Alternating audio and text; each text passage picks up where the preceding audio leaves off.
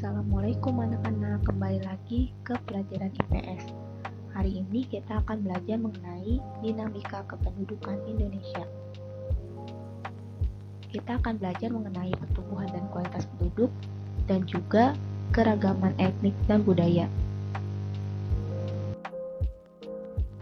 Tujuan pembelajaran pada hari ini, siswa dapat menjelaskan pengertian pertumbuhan penduduk, menjelaskan faktor-faktor pertumbuhan penduduk, menjelaskan pengertian kualitas penduduk, menyebutkan faktor-faktor yang mempengaruhi kualitas penduduk di Indonesia, menjelaskan pengertian keragaman etnik dan budaya, menyebutkan keragaman etnik dan budaya di Indonesia, menyebutkan suku bangsa di Indonesia, menyebutkan rumah adat yang ada di Indonesia, dan menyebutkan pakaian adat di Indonesia.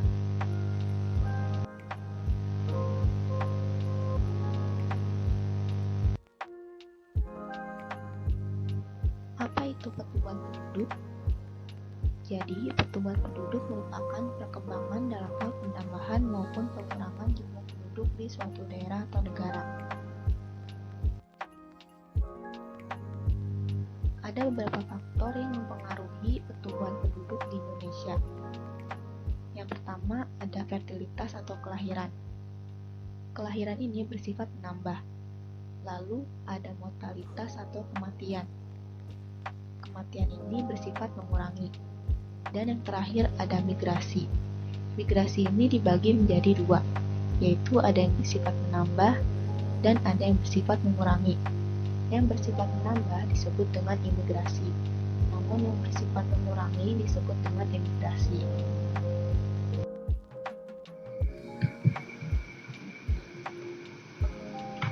Pertumbuhan dan kualitas penduduk di negara kita ini termasuk ke dalam kategori sedang. Pada periode 2010 sampai 2014, angka pertumbuhannya mencapai 1,40% per tahun. Untuk mengatasi pertumbuhan penduduk yang sangat cepat ini, maka pemerintah menggalakkan program keluarga berencana. Dengan program ini, pertumbuhan penduduk dapat ditekan karena masyarakat dianjurkan untuk mempunyai 2 anak saja. Selanjutnya, Indonesia mempunyai berbagai permasalahan penduduk dalam hal kualitas atau sumber daya manusianya. Kualitas penduduk di suatu negara dapat dinilai dari beberapa faktor. Yang pertama, ada pendidikan.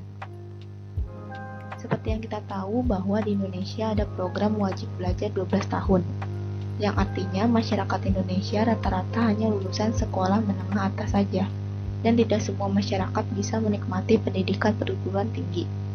Selain itu, pendidikan di Indonesia pun masih dibilang cukup memprihatinkan, terutama di daerah 3T, yaitu terluar, tertinggal, dan terdepan. Lalu, ada tingkat kesehatan. Tingkat kesehatan ini dilihat dari angka harapan hidup dan juga angka kematian ibu hamil. Dan yang terakhir, ada pendapatan per kapita. Pendapatan per kapita dilihat dari rata-rata pendapatan penduduk di suatu negara.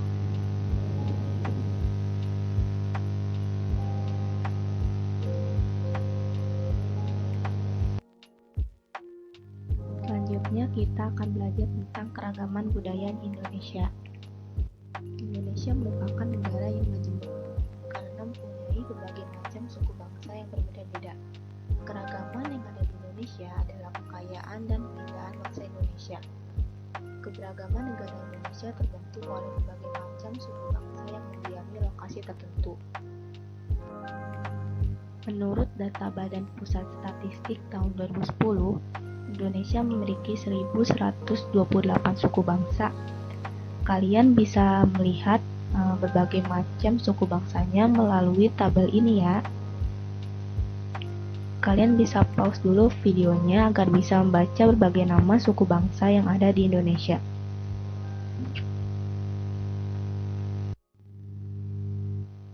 Selanjutnya, ada rumah adat. Jadi lingkungan tempat tinggal itu mempengaruhi bentuk rumah tiap suku bangsa. Contohnya, rumah adat di daerah Jawa. Bangunannya langsung di atas tanah, sedangkan rumah-rumah adat di luar Jawa dibangun di atas tanah atau yang biasa kita sebut sebagai rumah panggung. Hal ini mempunyai alasan, karena rumah panggung digunakan untuk menghindari banjir atau binatang buas. Jadi, kolong rumah ini biasanya dimanfaatkan untuk memelihara ternak atau menyimpan barang. Keragaman rumah adat di Indonesia bisa kalian lihat pada gambar berikut.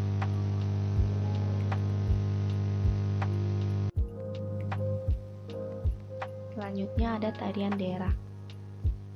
Tari merupakan salah satu aspek seni yang dapat mengungkapkan perasaan melalui gerakan. Tarian di setiap daerah mempunyai ciri khasnya tersendiri dan memiliki makna atau simbol tertentu yang tergantung di dalamnya. Contohnya pada tari saman. Tari saman yang berasal dari Aceh ini merupakan salah satu media untuk pencapaian pesan. Tarian ini mencerminkan pendidikan, keagamaan, sopan santun, kepahlawanan, kekompakan, dan kebersamaan. Lalu ada tari sajojo dari Papua. Tari ini difungsikan sebagai tari pergaulan atau tarian hiburan. Tarian sajojo ini dimaknai sebagai tarian yang menggambarkan keceriaan dan semangat kebersamaan. Selanjutnya ada pakaian adat tradisional Indonesia. Setiap provinsi di Indonesia pasti mempunyai pakaian adatnya masing-masing. Pakaian adat tradisional di Indonesia begitu banyak dan beragam. Hal ini merupakan nilai-nilai budaya yang tak ternilai harganya, dan harus kita jaga dan lestarikan.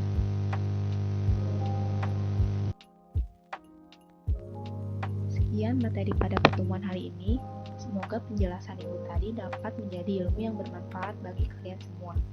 Tetap semangat dalam mengikuti pembelajaran daring hari ini.